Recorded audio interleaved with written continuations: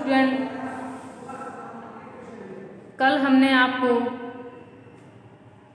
मानव विकास के वंशानुक्रम के बारे में आपको अध्ययन कराया था। आज हम वंशानुक्रम का एक और भाग वातावरण के बारे में आपको अध्ययन कराएंगे। वंशानुक्रम वातावरण को हम एक साथ ही समझेंगे। तो वंशानुक्रम में आपको मैंने बताया था कि यह वंशानुक्रम माँ के जब गर्भाधान की प्रक्रिया होती है उसी समय उसका वंशक्रम निश्चित हो जाता है तथा उसकी कद काठी रूप रंग आकार उसके परिवार तथा परिवार के सदस्यों पर ही उसकी छवि उसकी जो प्रतिरूप उसके ऊपर ही परिवार के ऊपर ही जाता है। तो कल वंशानुक्रम पढ़ा था और हम वंशानुक्रम तब वातावरण के बारे में अध्ययन करेंगे।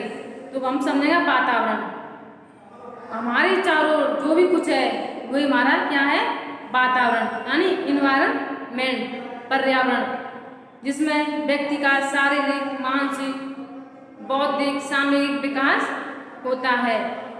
तो वातावरण को ही पर्यावरण कहा जाता है। पर्यावरण होता क्या है, जो पर्यावरण है दो शब्दों से मिलकर बना हुआ, परि प्लस आवरण। परि का अर्थ होता है चारों तरफ, आवरण का अर्थ होता है ढकना, चारों ओर से ढकना, अर्थात वे सभी वस्तुएं जिनसे व्यक्ति चारों ओर से घिरा हुआ है वही आपका पर्यावरण है, वही क्या है आपका वातावरण। जिस क्षेत्र में रह रहे हैं वहाँ के झील पेड़ पृथ्वी घर मकान ये सब क्या हमारे भौतिक वातावरण के क्षेत्र में ही आते हैं। तो वातावरण और वंशानुक्रम दोनों एक दूसरे के पूरक एवं सहयोगी कारक है। एक बच्चे के विकास के लिए उसके सर्वांगीण विकास के लिए वंशानुक्रम एवं वातावरण दोनों का होना अति आवश्यक है। जैसे कि एक पौधा होता है, एक अच्छे वंश का एक अच्छी किस्म का पौधा लेके आइए, आप उसे मिट्टी में स्थापित कीजिए, अगर उसको उचित धूप नहीं मिलेगी, उचित खाद नहीं मिलेगा, उचित समय पर उसे पानी नहीं मिलेगा, उसका विकास नहीं हो पाएगा।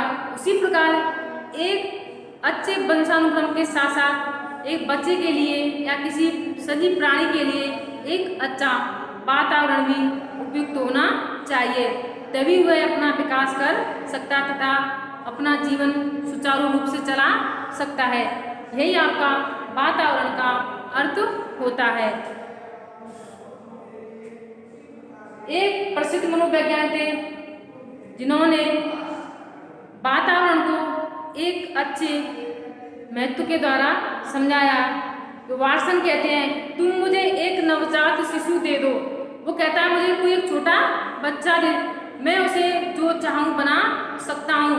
क्योंकि वाटसन ने किसको महत्व दिया है, वातावरण को। इसने वंशानुक्रम को महत्व ना देकर वातावरण को महत्व दिया है।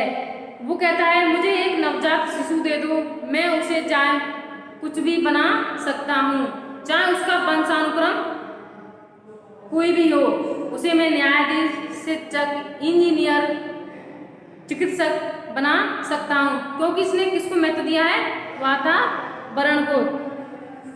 अब बच्चे हैं, बच्चे विद्यालय में पढ़ने क्यों आते हैं, पढ़ाने के उनके माँ बाप अच्छे एजुकेटेड होते हैं, अच्छे शिक्षित होते हैं। बच्चे घर में क्यों नहीं पढ़ते हैं, क्योंकि घर का माहौल एक पारिवारिक माहौल होता है, विद्यालय में उसका एक अध्ययन का माहौल वातावरण होता है। इसलिए बच्चे के विकास के लिए वातावरण का होना अति आवश्यक है। वातावरण किन किन क्षेत्रों में होता है तथा उनके बारे में आपको हम प्रकार बताएंगे। पहला है आपका भौतिक वातावरण। भौतिक वस्तु भी होती है मूर्त जिन्हें हम देख सकते हैं, वो आपका भौतिक वातावरण होता है। स्पर्श कर सकते हैं।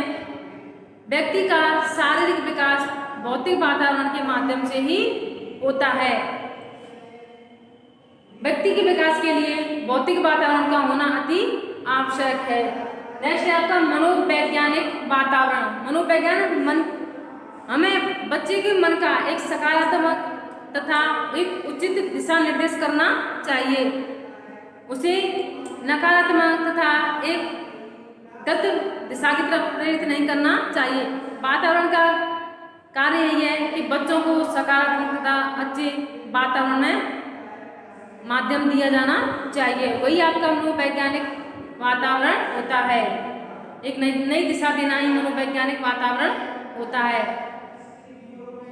जन्म पूर्व वातावरण, जन्म पूर्व जब बच्चा माँ के गर्भ में होता है तो उसको किस तरह का वातावरण देना चाहिए, चाहे वो आपका खान पान से संबंधित हो, जब परिवार के सदस्यों का मेल मिलाप या प्यार हो। जब बच्चा माँ के गर्भ में होता है तो उसे एक अच्छा खान पान देना चाहिए तथा उसकी माँ के स्वास्थ्य का ख्याल रखना चाहिए, तभी एक स्वस्थ बच्चे का जन्म होता है। माँ किसी भी